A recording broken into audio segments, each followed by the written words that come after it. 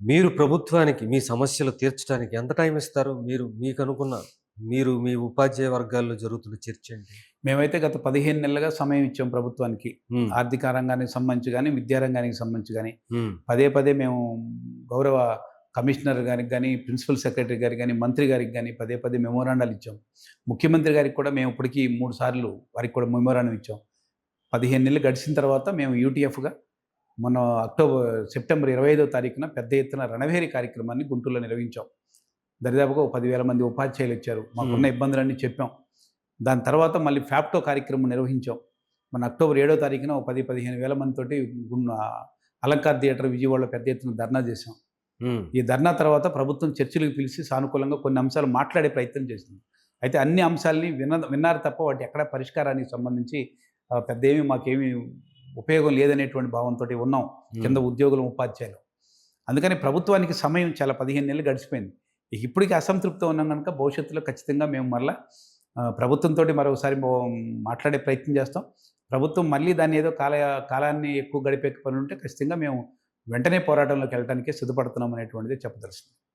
ఈరోజు సమస్యలకు సంబంధించి కూడా నేను కొన్ని కీలకమైన సమస్యలున్నాయి. హ్మ్. అంటే జనరల్‌గా ప్రభుత్వం పెద్ద ఆర్థికేతరము ప్రభుత్వం చేయగలిగినటువంటి సమస్యలు 2, 3, 4, 5 రకాల సమస్యలున్నాయి. ఒకటి 2003 డీఎస్సీ ఉపాధ్యాయులకి ఎవరైతే ఉన్నారో వాళ్ళకి ఓల్డ్ పెన్షన్‌లో తీసుకురావడం ద్వారా తక్షణం ప్రభుత్వం మీద ఒక్క రూపాయి కూడా ఆర్థిక భారం పడదు. హ్మ్. ఇది ఎప్పుడో 20 సంవత్సరాల తర్వాత రిటైర్డ్ అవుతారు ఆ మిత్రులందరూ. ఎప్పుడో 20 సంవత్సరాల తర్వాత వచ్చే భారమే తప్ప ఇప్పుడు వచ్చేటువంటిది లేదు. రెండోది మనం కంట్రిబ్యూషన్ కడతా ఉన్నాం. ఏదైతే కంట్రిబ్యూషన్ అదంతా కూడా మన దగ్గరే ఉంటుంది. అది కూడా మనకు ఆర్థిక పరిస్థితికి ఉపయోగపడుతుంది. హ్మ్. కనుక 2003 డీఎస్సీ వాళ్ళు ఎవరైతే ఉన్నారో లేకపోతే ఉద్యోగ ఉపాధ్యాయులు 11,500 మంది ఉన్నారో వాళ్ళందరినీ కూడా ఖచ్చితంగా పాత పెన్షన్‌లో తీసుకొచ్చే ప్రయత్నం చేయాలి. రెండోది ఏంటంటే కారుణ్య నియామకాలు. హ్మ్. కాంపెన్సేటరీ అపాయింట్‌మెంట్‌కి సంబంధించి దరిదాపుగా 960 మంది ఉపాధ్యాయులు పిల్లలు ఈ కరోనా సందర్భంలో చనిపోయారు. మోడల్ స్కూల్‌లో కావచ్చు, మన టీచర్స్‌గా గాని హ్మ్. వీళ్ళెవరికీ కూడా కారుణ్య నియామకాలు వచ్చేటువంటి పరిస్థితి లేదు. ఇప్పుడు ఆ కారుణ్య నియామకాలు వెంటనే ఇచ్చేటువంటి ప్రయత్నం చేయమని చెప్పాం. ఇది ఇవ్వటం ద్వారా కూడా తక్షణం ఆల్రెడీ చనిపోయినటువంటి వాళ్ళు, ఎంప్లాయీస్‌గా ఉన్నటువంటి వాళ్ళే. వాళ్ళకి ఆర్థిక పరంగా గతంలో 1,00,000, 2,00,000 ఇచ్చేటువంటి వాళ్ళు. కానీ ఇప్పుడున్నటువంటిది వాళ్ళకి 45,000, 50,000 దగ్గర అపాయింట్ అవుతారు ఫస్ట్ అపాయింట్‌మెంట్. కనుక వెంటనే కూడా ఆర్థిక భారం ఉండేది కాదు. ఇది కూడా ఇచ్చేటువంటి ప్రయత్నం ఈరోజు ప్రభుత్వం చేసే ప్రయత్నం చేయాలి. హ్మ్. మూడోది ఈ రోజున సర్వీస్ రూల్స్. ప్రధానంగా ఉపాధ్యాయులకు సంబంధించి ఉమ్మడి సర్వీస్ రూల్స్ లేవు. అంటే మేము పంచాయతీరాజ్‌లో చేసేటువంటి ఉపాధ్యాయులు ఉన్నాం. గవర్నమెంట్ సర్వీస్‌లో పనిచేసే ఉపాధ్యాయులు ఉన్నారు. హ్మ్. ఈరోజు ప్రమోషన్స్ అన్నీ గవర్నమెంట్ ఉపాధ్యాయులు తీసుకుంటా ఉన్నారు. మేము వాళ్ళని తీసుకోవడాన్ని మేము వ్యతిరేకించట్లేదు. కానీ మేము ఒకే రకమైనటువంటి టీచరు పోస్టులు చేస్తున్నాం గనక, ఒకే రకమైన బోధన చేస్తున్నాం గనక ఇద్దరికీ కలిపి కామన్ సర్వీస్ రూల్స్ పెట్టమని చెప్పాం. ఇది కోర్టులో కొట్టేసిందనేటువంటిది. దాని తర్వాత పోయిన 2017లోనే మన గౌరవ ముఖ్యమంత్రి గారు అధికారంలో ఉన్నప్పుడే ఆయన 72, 73, 74 జీవోలు తీసుకొచ్చారు.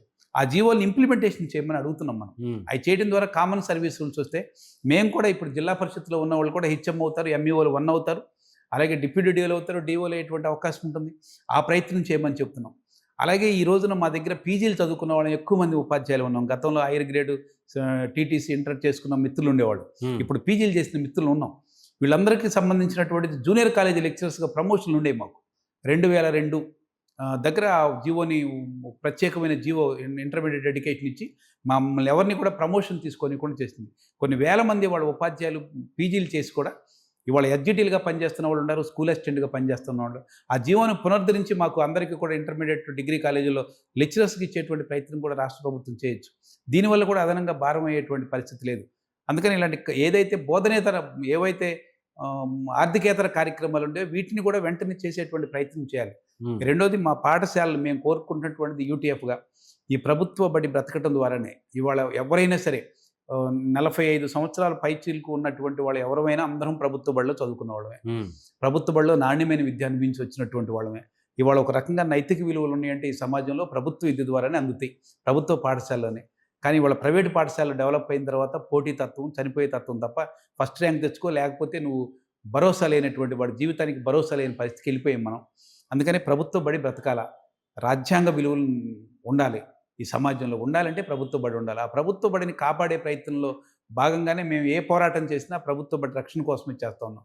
మేము ఉపాధ్యాయులకు కూడా ఈ సందర్భంగా మీ ద్వారా పిలిపిస్తుంది ఏంటంటే, మనకొచ్చే పేద పిల్లలు మధ్యతరగతి పిల్లలే మన దగ్గరికి. హ్మ్. వాళ్ళకి ఇన్ని ఇబ్బందులున్నాయి, కష్టాలున్నాయి. వీటన్నిటి కోసం అవసరమైతే మనం రోడ్ల మీదకి వద్దాం, పోట్లాడదాం, ఘర్షణ పడదాం, ప్రభుత్వంతో నెగోషియేషన్ చేద్దాం, లేకపోతే మన మన పద్ధతిలో రాజ్యాంగబద్ధంగా చేయాల్సినటువంటి పోరాటాలు చేద్దాం. కానీ వచ్చిన పిల్లలకి 4 అక్షరాలు చెప్పేటువంటి పని, వాళ్ళు అవసరమైతే ఒక గంట కేటాయించి మనం బడి చెప్పేటువంటి పని, వాళ్ళకి నమ్మకాన్ని ప్రభుత్వ బడి పట్ల తల్లిదండ్రులకి, సమాజానికి ఒక నమ్మకాన్ని కలిగించాలని. అందుకనే ప్రభుత్వ పిల్లలు ఉంటేనే ప్రభుత్వ బడి ఉంటుంది. ప్రభుత్వ బడి ఉంటేనే ఉపాధ్యాయులు ఉంటారు. ఉపాధ్యాయులు ఉంటేనే సంఘాలు ఉంటాయి. సంఘాలు ఉంటేనే మన హక్కులు ఉంటాయి. ఓకే. ఇది కాన్సెప్ట్. ఈ పద్ధతిలో గనక మనం చేయగలిగితేనే ఉపయోగం అనేటువంటిది. మేము చివరిగా రాష్ట్ర ప్రభుత్వానికి చెప్పదలసింది కూడా, మేము ఇప్పటికే 16 నెలలు మేము ఖచ్చితంగా ప్రభుత్వంలో ఉద్యోగులు భాగం. మా సంక్షేమాన్ని చూడాల్సిన బాధ్యత కూడా ప్రభుత్వం మీద ఉంది. అందుకని మీరు ఆర్థిక పరిస్థితుల్ని కారణాలుగా చూపి మా యొక్క రావాల్సిన బెనిఫిట్స్‌ని పదే పదే వాయిదా వేయటాన్ని మాత్రం కింద ఉద్యోగ ఉపాధ్యాయులు అసంతృప్తిగా ఉన్నారు గనక దీన్ని గమనించి రేపు ఖచ్చితంగా డిసెంబర్‌లోనా, జనవరిలోనైనా సరే మా పీఆర్సీ వెంటనే కమిషన్ వెంటనే డిసెంబర్, జనవరి అని కాదు. వెంటనే మా పీఆర్సీ 12వ కమిషన్ చైర్మన్ వేయండి. 2 డిఏలు చెల్లించండి. డిఏల బకాయిలు కూడా తక్షణం చెల్లించే ప్రయత్నం చేయండి. వాయిదాల పద్ధతిలో తీసుకెళ్లటం ద్వారా మరింత అసంతృప్తి వస్తే భవిష్యత్తులో మరలా మేము 1, 2, 3 సార్లు మీకు నెగోషియేషన్ చేసుకోగలం. తర్వాత మేము ఆ రోడ్ల మీదకి ప్రజాస్వామ్యబద్ధంగా రావటం తప్ప వేరే మార్గం లేదని చెప్తున్నాం.